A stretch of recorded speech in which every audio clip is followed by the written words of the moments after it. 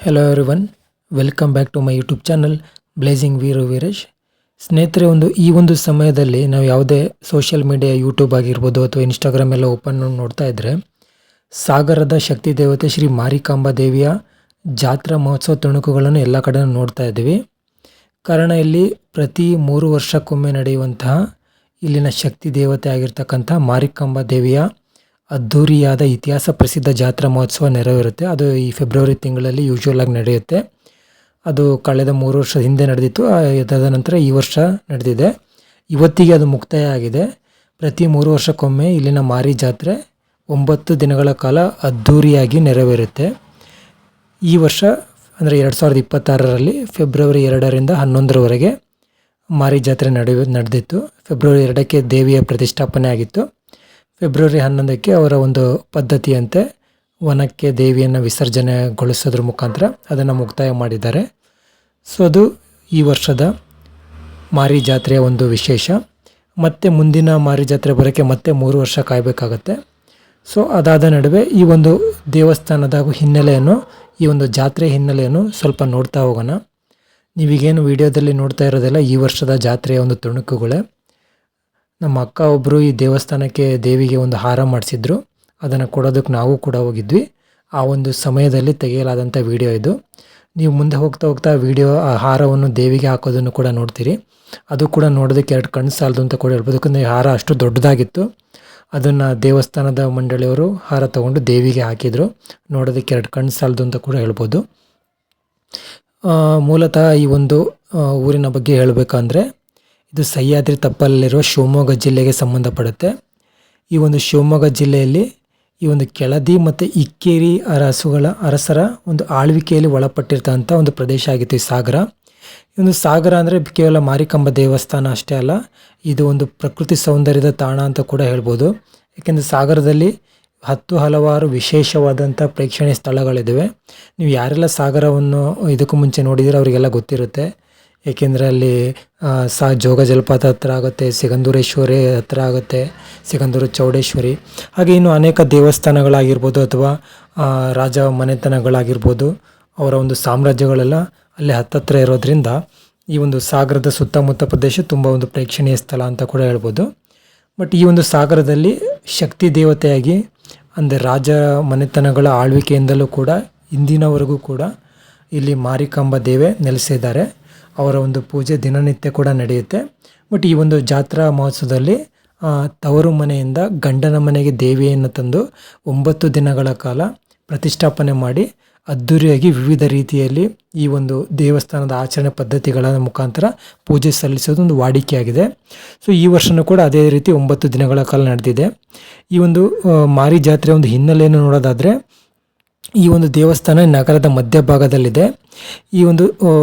ಈ ಜಾತ್ರೆಯನ್ನು ಈ ಒಂದು ನಗರದಾಗಿರ್ಬೋದು ಅಥವಾ ದೇಶದ ಒಂದು ಕಲ್ಯಾಣಕ್ಕಾಗಿ ಅತಿ ವಿಜೃಂಭಣೆಯಿಂದ, ವೈಭವದಿಂದ, ಯಾವುದೇ ಜಾತಿ ಮತ ಬಡವ ಬಲ್ಲಿದ ಅಂತ ಯಾವುದೇ ಭೇದ ಭಾವ ಮಾಡದೆ ಇಡೀ ಊರಿಗೂರೇ ಸಂಭ್ರಮಿಸುವಂಥ ಪ್ರತಿ 3 ವರ್ಷಗಳಿಗೊಮ್ಮೆ ಆಗುವ ಜಾತ್ರೆ ಇದಾಗಿದೆ. ಈ ಒಂದು ಜಾತ್ರೆಯಲ್ಲಿ ದೇವಿಯ ಒಂದು ಮೂರ್ತಿಯನ್ನು ಪ್ರತಿಷ್ಠಾಪನೆ ಮಾಡಿರ್ತಾರೆ. ಇದು ಸುಮಾರು ಒಂದು 16 ಅಡಿ ಎತ್ತರ ಇದೆ ಅಂತ ಕೂಡ ಹೇಳಲಾಗುತ್ತೆ. ಈ ಒಂದು ಅಂದರೆ ಮೊದಲನೇ ದಿನ ತವರು ಮನೆಯಿಂದ ಗಂಡನ ಮನೆಗೆ ಹೋಗಿ ಅಲ್ಲೇ 8 ದಿನಗಳ ಕಾಲ ಪೂಜೆ ಕೂಡ ನೆರವೇರುತ್ತೆ, ಅಂದರೆ ಗಂಡನ ಮನೆಯಲ್ಲಿ. ಸೊ ಅಲ್ಲಿ ಪೂಜೆ 9 ದಿನಗಳ ದಿನ ವಿಶೇಷ ಪೂಜೆಗಳಿರುತ್ತೆ. ದಿನನಿತ್ಯ ಲಕ್ಷಾಂತರ ಭಕ್ತಾದಿಗಳು ಇಲ್ಲಿಗೆ ಬಂದು ಪೂಜೆಯನ್ನು ನೆರವೇರಿಸೋದನ್ನು ನೋಡ್ತೀವಿ. ಅವರ ಕೈಲಾದಂಥ ಹರಕೆ ಎಲ್ಲ ತೀರಿಸಿ ಹೋಗ್ತಾರೆ. ಹಾಗೆ ದೇವಸ್ಥಾನದ ಸುತ್ತಮುತ್ತ ಈ ಒಂದು ಸಮಯದಲ್ಲಿ ಕೆಲವು ಭಕ್ತಾದಿಗಳು ಪ್ರಸಾದ ಹಂಚೋದಾಗಿರ್ಬೋದು, ಪಾನಕ, ಮಜ್ಜಿಗೆ, ಈ ಥರ ಅವರವರ ಒಂದು ಸೇವೆಯನ್ನು ಇಲ್ಲಿ ನೀಡೋದ್ರ ಮುಖಾಂತರ ದೇವಿಯ ಕೃಪೆಗೆ ಪಾತ್ರ ಆಗ್ತಾರೆ ಅಂತ ಕೂಡ ಹೇಳ್ಬೋದು. ಇಲ್ಲಿ ದಿನನಿತ್ಯ ಒಂದು ಏನು ಪ್ರತಿಷ್ಠಾಪನೆ ಮಾಡೋದ್ರ ಮುಖಾಂತರ ಕುಂಕುಮಾರ್ಚನೆ ಆಗುತ್ತೆ ದೇವಿಗೆ. ಹಾಗೆ ಊರಿನ ಒಂದು ರಾಜ ಬೀದಿಗಳಲ್ಲಿ ದೇವಿಯ ಉತ್ಸವ ಕೂಡ ಮಾಡ್ತಾರೆ. ಹಾಗೂ ಬೀದಿಗಳಲ್ಲಿ ವಾದ್ಯ ಆಗಿರ್ಬೋದು, ಡೊಳ್ಳು ಕುಣಿತ ಆಗಿರ್ಬೋದು, ನಾದಸ್ವರ ಆಗಿರ್ಬೋದು, ಹಾಗೂ ಇನ್ನಿತರ ಮಂಗಳ ವಾದ್ಯಗಳಿಗೆ ವಿಜೃಂಭಣೆಯಿಂದ ದೇವಿಯನ್ನು ತವರು ಮನೆಯಿಂದ ಗಂಡನ ಮನೆಗೆ ತಗೊಂಡೋಗಿ ಅಲ್ಲಿ ಪ್ರತಿಷ್ಠಾಪನೆ ಮಾಡಿ 9 ದಿನಗಳ ಕಾಲ ವಿಶೇಷವಾಗಿ ಪೂಜೆಯನ್ನು ಸಲ್ಲಿಸಿ ಭಕ್ತಾದಿಗಳಿಗೆಲ್ಲ ದೇವಿಯ ದರ್ಶನಕ್ಕೆ ಅನುಕೂಲ ಮಾಡಿಕೊಡ್ತಾರೆ ಇಲ್ಲಿನ ಆಡಳಿತ ಮಂಡಳಿಗಳು. ಸೊ ಅದ್ರ ಮುಖಾಂತರ ದೇವಿಯು ಇಲ್ಲಿನ ಜನರಿಗೆಲ್ಲ ಆಶೀರ್ವಾದ ಮಾಡಿ ಒಳ್ಳೆಯದನ್ನು ಬಯಸ್ತಾರೆ ಅನ್ನೋದು ಇಲ್ಲಿನ ಒಂದು ಜನರ ನಂಬಿಕೆ ಕೂಡ ಆಗಿದೆ. ಇದು ಇವಾಗಿಂದಲ್ಲ, ಈಗ ಒಂದು ಹಿಂದೆ ನಾನು ಹೇಳ್ದಂಗೆ ಕೆಳದಿ ಮತ್ತು ಇಕ್ಕೇರಿ ಸಂಸ್ಥಾನದ ಅರಸರ ಕಾಲದಿಂದಲೂ ಈ ದೇವಿ ಪ್ರತಿಷ್ಠಾಪನೆ ಆಗಿರೋದು. ಆ ಒಂದು ಸಮಯದಲ್ಲಿ ಅವರ ಒಂದು ಆಯುಧಗಳ ರಕ್ಷಣೆಗೆ ಈ ಒಂದು ದೇವಿಯನ್ನು ಪ್ರತಿಷ್ಠಾಪನೆ ಮಾಡಿದ್ರು, ಹಾಗೂ ಈ ದೇವಿ ತಮ್ಮ ಆಯುಧಗಳನ್ನು ಕಾಯ್ತಾ ಇದ್ರು ಅನ್ನೋದು ಒಂದು ನಂಬಿಕೆ ಕೂಡ ಆಗಿದೆ.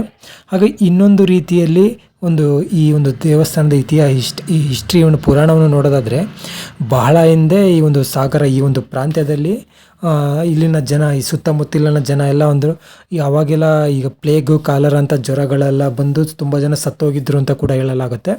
ಸೊ ಆ ಒಂದು ಸಮಯದಲ್ಲಿ ಆ ಒಂದು ಮಾರಿ ಅಥವಾ ಏನು ರೋಗಗಳು ಬಂದು ಜನ ಎಲ್ಲ ಸತ್ತೋದ್ರಲ್ಲ, ಸೊ ಅದು ಮುಂದೆ ಯಾವತ್ತೂ ಆಗಬಾರ್ದು, ಅದನ್ನು ತಡೆಯೋದಕ್ಕೆ ಏನಾದ್ರು ಒಂದು ಪರಿಹಾರ ಮಾಡಬೇಕು ಅಂತೇಳಿ ಆಗಿನ ಕಾಲದ ಹಿರಿಯರೆಲ್ಲ ಸೇರಿ ಈ ಒಂದು ಮಾರಿಯ ಪ್ರತಿಷ್ಠಾಪನೆ ಮಾಡಿದರು ಅನ್ನೋಂಥ ಉಲ್ಲೇಖ ಕೂಡ ಇದೆ. ಅದರ ಮಾರಿಯ ಪ್ರತಿಷ್ಠಾಪನೆ ಮಾಡಿ 9 ದಿನಗಳ ಪೂಜೆ ಸಲ್ಲಿಸಿದ ಮೇಲೆ ಈ ಒಂದು ದೇವರ ಒಂದು ಆಕರ್ಷಣೆಯಿಂದಾಗಿ ಅಥವಾ ದೇವರ ಒಂದು ಶಕ್ತಿಯಿಂದ ಯಾವುದೇ ರೀತಿಯ ರೋಗ ರುಜಿನ ಬಂದಿಲ್ಲ ಅನ್ನೋದು ಇನ್ನು ಜನರ ನಂಬಿಕೆ. ಸೊ ಆಗಿನಿಂದಲೂ ಪ್ರತಿ 3 ವರ್ಷಗಳಿಗೊಮ್ಮೆ ಇಲ್ಲಿ ಜಾತ್ರೆ ನಡೆಯೋದು ಒಂದು ವಾಡಿಕೆಯಾಗಿದೆ. ಹಾಗೂ ಈ ಒಂದು ಜಾತ್ರೆಯ ವಿಶೇಷ ಏನಪ್ಪ ಅಂದರೆ, ಇಲ್ಲಿ ಯಾವುದೇ ರೀತಿಯ ಪ್ರಾಣಿ ಬಲಿ ಕೂಡ ಆಗೋದಿಲ್ಲ. ಈ ಒಂದು ದೇವರಿಗೆ ನೇಮಕ್ಕೆ ಒಂದು ಬೆಂಡಿನಲ್ಲಿ ಒಂದು ಕೋಣವನ್ನು ತಯಾರಿಸಿ ಅಲ್ಲಿ ದೇವರ ಮುಂದೆ ಒಂದು ಇಟ್ಟಿರ್ತಾರೆ. ಅದನ್ನು ಬಿಟ್ಟರೆ ಯಾವುದೇ ರೀತಿಯ ಪ್ರಾಣಿ ಬಲಿಯನ್ನು ಈ ದೇವರಿಗೆ ಮಾಡೋದಿಲ್ಲ. ಎಲ್ಲ ಒಂದು ರೂಲ್ಸ್ ಆ್ಯಂಡ್ ರೆಗ್ಯುಲೇಷನ್ ಫಾಲೋ ಮಾಡಿ ದೇವರ ಪೂಜೆ ಎಲ್ಲ ಇಲ್ಲಿ ಫಾಲೋ ಮಾಡ್ತಾರೆ. ಹಾಗೆ ಇಲ್ಲಿ ಹೋದರೆ 9 ದಿನಗಳ ಕಡ ಒಳ್ಳೊಳ್ಳೆ ಪೂಜೆ ಎಲ್ಲ ನಡೀತಾ, ಸುತ್ತಮುತ್ತೆಲ್ಲ ಮಕ್ಕಳಿಗೆ ಆಟ ಸಾಮಾನು ಆಗಿರ್ಬೋದು ಅಥವಾ ಏನು ದೊಡ್ಡವರೆಲ್ಲ ಆಡುವಂಥ ಎಲ್ಲ ಸಾಮಗ್ರಿಗಳೆಲ್ಲ ಕೂಡ ಇಲ್ಲಿರುತ್ತೆ. ಈಗಿನ ಟೆಕ್ನಾಲಜಿಯ ಹೊಸ ದೊಡ್ಡ ಐಟಮ್ಗಳೆಲ್ಲ ಇರುತ್ತೆ.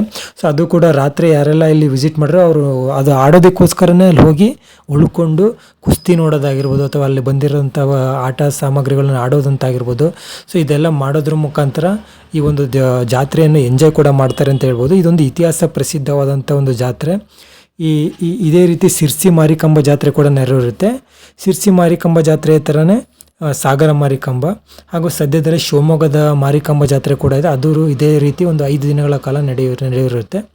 ಸೊ ಇದು ಈ ಒಂದು ವಿಡಿಯೋದ ಒಂದು ತುಣುಕಾಗಿತ್ತು. ಸೊ ಯಾರೆಲ್ಲ ದೇವಸ್ಥಾನಕ್ಕೆ ಭೇಟಿ ನೀಡಿದರೆ ತಮ್ಮ ಅನಿಸಿಕೆ ಹಂಚಿಕೊಳ್ಳಿ. ಧನ್ಯವಾದಗಳು.